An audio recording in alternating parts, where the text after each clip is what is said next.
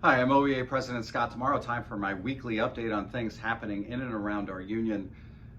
As many of you are preparing to go back to school this week, I want you to know that I have been thinking about you, and you have my support as well as the support of our entire organization, our leaders, our staff, and fellow members from across the state. We are committed to continue to advocate for safe and equitable learning conditions for our members and our students.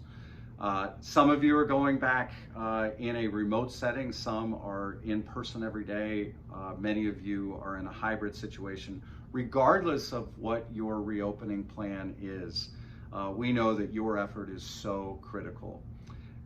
I give a shout out to people that are doing exceptional work, and this week I want to particularly recognize Linda Jackson. Linda is the president of the South Central Educators Association in Huron County.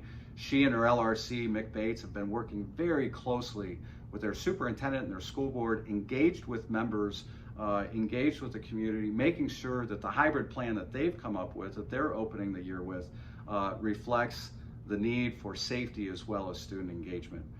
Hats off to her. If you have stories that you want to share with me, I want to do more on social media outside of this forum to give cheers to school districts that are having success, and then also put a spotlight where there are not such good practices that are happening.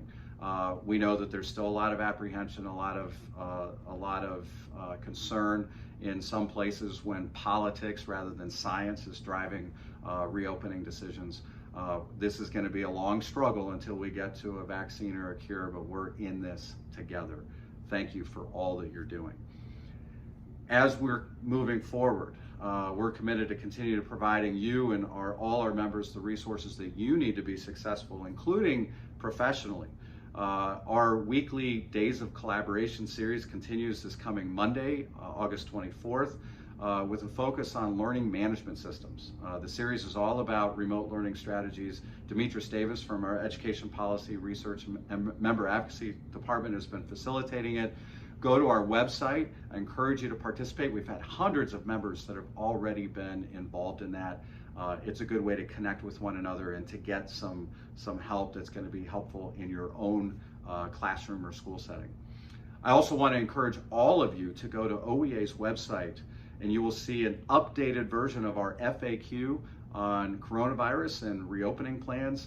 Lots of good information. Thanks to Nick Urich and all of his team for making sure that that information is kept up to date. Legal information from our Brian Eastman and Matt Whitman in our legal department is also part of that. So thanks to everyone who is pitching in together. This week is convention week. I'm a delegate for the Democratic National Convention. Was planning on being in Milwaukee, obviously. I'm doing it remotely. The closest I get to Joe Biden is Flat Joe right here. But I'm very proud to have cast my vote to make him the nominee. And I'm committed to making sure that we work together to elect Joe Biden and Kamala Harris President and Vice President of the United States, because we need them in the White House.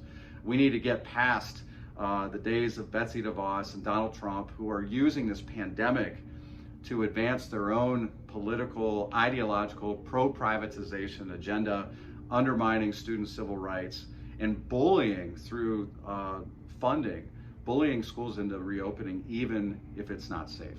That's wrong. So we're going to stand together. We're going to fight to make sure that the Biden-Harris ticket is successful, with Jill Biden, an NEA member, standing as our partner as well, committed to tripling Title I funding, to fully funding IDEA so we can meet the needs of our special needs students, and making sure that we have an educator as Secretary of Education. I want you to, right now, make a plan to vote. Election day is November 3rd, but early voting starts October 6th, which means right now you need to go online, verify your voter registration, and today request your absentee ballot. Get that so that you can turn around your ballot as quickly as possible, so that we don't have to worry about any potential delays in the mail. If you vote early, it's not going to be an issue. Voting early is the way to ensure that your vote is going to count. There's other options for voting early in person at your Board of Elections, or waiting until Election Day. But we really encourage you to vote early, encourage your friends and your family, your fellow members to do the same. We have to elect pro-public education candidates, regardless of party, up and down the aisle, including our candidates for Supreme Court, Jennifer Bruner and John O'Donnell. Now is the time to get organized, talk to your colleagues. The stakes have never been higher. Again, thanks for all you do. Real quick, voteohio.gov. That's the website to check out. Voteohio.gov. That's where you can check your voter registration. Again, thanks for all you do. Make it a great week.